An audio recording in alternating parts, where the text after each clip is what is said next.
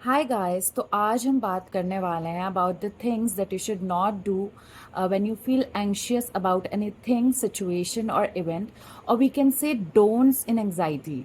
So the first thing that you should not do is trying to stop the thoughts.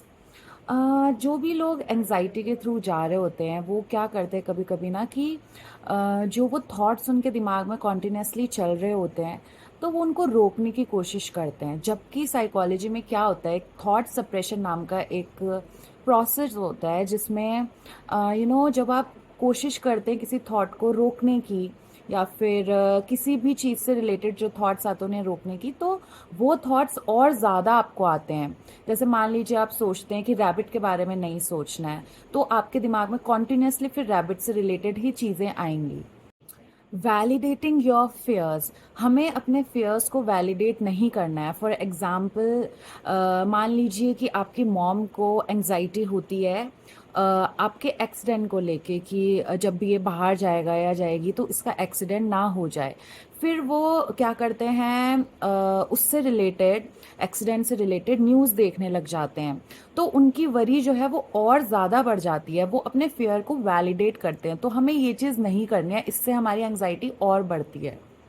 Totally staying away from the anxiety inducing stimuli. इसका मतलब ये है कि जब हम बिल्कुल अवॉइड करते हैं उस चीज़ या सिचुएशन को, जब हम किसी चीज़ को देख के एंशियस होते हैं, मान लीजिए आपको डॉग को देख के एंजाइटी होती है, तो हमें उससे हमेशा दूर रहने के बजाय, उससे डरने के बजाय, उसके सामने ना जाने के बजाय हमें उसको धीरे धीरे उससे एक्सपोजर करना होगा ताकि हम जो हमारा फियर है उसे ओवरकम कर पाएं. This reduces anxiety. But if we, totally avoid that thing, it will increase our anxiety. Avoiding sleep purposely. कुछ लोग क्या करते हैं जिनको एंजाइटी होती है ना, तो वो खुद से जानबूझ के नहीं सोते हैं. वो सोचते हैं कि हमें इस चीज़ के बारे में सोचना है कंटिन्यूसली, हमें थॉट्स आने चाहिए उस चीज़ के बारे में.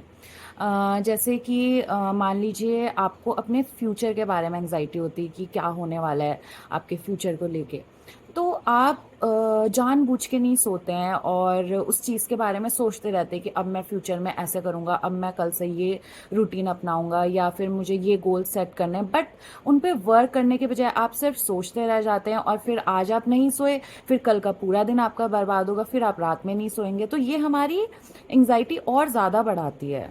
इनएक्टिविटी, हमारे लिए एक्टिव रहना बहुत ज़्यादा ज़रूरी है. अगर हम डेली रूटीन पे एक्सरसाइज नहीं करते हैं, अपने हाथ पैर नहीं हिलाते हैं, तो कि इससे क्या होता है ना, हम और ज़्यादा एंशियस फील करते हैं बहुत ज़्यादा अगर हम किसी भी फिजिकल एक्टिविटी में इन्वॉल्व नहीं हैं. तो spending time with negative people, हमें ये बिल्कुल नहीं करना है. जितना हम नेगेटिव लोगों से सराउंड रहेंगे उतना हमारे माइंड पे स्ट्रेस का और ज़्यादा इफेक्ट होगा. So try to stay away from negative people. Use of substance, ये तो हमें बिल्कुल भी नहीं करना है. लाइक कभी कभी क्या होता है कि गर्लफ्रेंड चली गई है, गर्लफ्रेंड का नाम सुनते ही एंग्जाइटी हो जाती है, या फिर और भी बहुत सारे रीजंस हैं एंशियस फील करने के.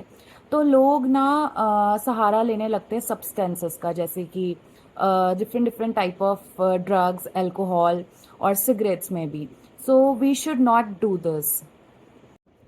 सो guys, this is all about today's topic. अगर हम ये सारी चीज़ें अवॉइड करें तो we can really help our selves from coming out of our anxiety. Thank you and have a nice day.